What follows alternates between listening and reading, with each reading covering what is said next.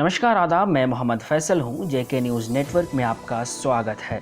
आज रविवार का दिन है और तारीख 2 अगस्त है। महीने की शुरुआत ईद के त्यौहार की खुशखबरी के साथ हुई है, तो इसी महीने 5 तारीख को अयोध्या में मंदिर निर्माण की नींव रखी जाएगी।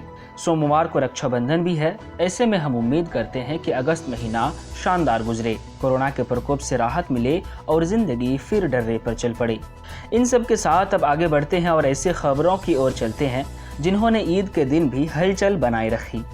एक तरफ टिकटॉक को लेकर चर्चाएं थमने का नाम नहीं ले रही हैं, तो राजस्थान का सियासी नाटक जैसलमेर पहुंच चुका है। सुशांत की बहन ने प्रधानमंत्री से न्याय की अपील की। कभी हमेशा चर्चित रहने वाले अमर सिंह भी नहीं रहे। ऐसा लगता है कि टिकटॉक हमेशा बज में बना रहेगा और कोई ना कोई धुन बजते ही रहेंगी। अब एक तरफ जहां अमेरिकी राष्ट्रपति डोनाल्ड ट्रंप टिकटॉक को बैन करने की बात कर रहे हैं, तो दूसरी तरफ माइक्रोसॉफ्ट टिकटॉक के अमेरिकी कारोबार को खरीदने की बात कर रही है। अगर बिल गेट्स टिकटॉक को खरीदते हैं तो टिकटॉक फायदे में रह सकती है और उससे दूसरे देशों में भी कारोबार करने में आसानी हो जाएगी। अगर आप इतने दिनों से राजस्थान की राजनीति से उब चुके हैं, तो आज जोड़ तोड़ की इस राजनीति से विराम लेते हैं, लेकिन सुशांत सिंह राजपूत से जुड़ी खबरों का अपडेट आपको जरूर देना चाहेंगे। सुशांत की बहन श्वेता सिंह कीर्ति ने प्रधानमंत्री के नाम पर लिखा, मैं सुशांत सिंह राजपूत की बहन हूं और मैं पूरे मामले की तत्काल जांच का अनुरोध करती हूं। हम भारत की न्याय व्यवस्था में विश्वास करते हैं और किसी भी कीमत पर न्याय की उम्मीद करते हैं।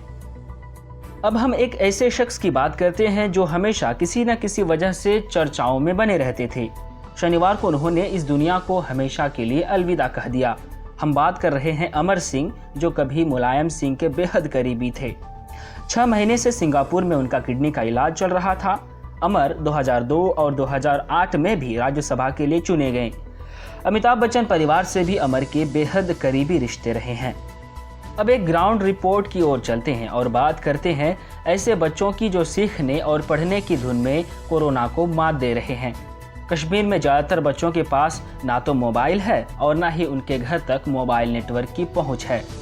अधिकतर पेरेंट्स मोबाइल खरीदना अफोर्ड नहीं कर सकते थे, लेकिन बच्चों के सीखने की प्रक्रिया में व्यवधान ना पहुंचे, इसके लिए ओपन एयर कम्युनिटी स्कूल शुरू किया गया। अकेले बडगाम के ऐसे स्कूलों में 8000 से ज़्यादा बच्चे पढ़ाई कर रहे हैं। अब बात कश्मीर की सियासत की। आर्टिकल 370 हटने के 1 साल बाद कश्मीर की राजनीति का हाल क्या है, चलिए जानते हैं।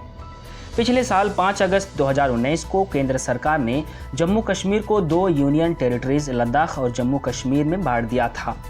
तब ज़्यादातर नेताओं को हिरासत में ले लिया गया था। उमर अब्दुल्ला रिहा कर दिए गए हैं, लेकिन मुफ्ती अभी भी हिरासत में ही है।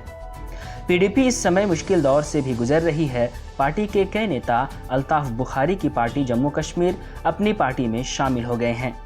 फारूक अब्दुल्ला और उमर अब्दुल्ला की चुप्पी पर अब सवाल खड़े हो रहे हैं। कहा जा रहा है कि विशेष दर्जा की मांग छोड़कर ये लोग अब स्टेटहुड की मांग कर रहे हैं। जम्मू कश्मीर से अनुच्छेद 370 हटने के 1 साल बाद सियासी सरगर्मी तेज हो गई है। पूर्व सीएम उमर अब्दुल्ला और उनके पिता ने साफ किया है कि वे 370 रद्द करने को भूले नहीं हैं। उनका संघर्ष जारी है। हालांकि ऐसा लगता है कि वे दोनों चाहते हैं कि स्टेटहुड बहाल हो और आगे राजनीतिक प्रक्रिया शुरू हो सके। रांची शहर के चानो प्रखंड पंचायत मुखिया के घर पीएलएफआई की धमकी मिली है। लेवी नहीं देने पर महिला मुखिया झामको मुंडा की जमकर पिटाई हुई।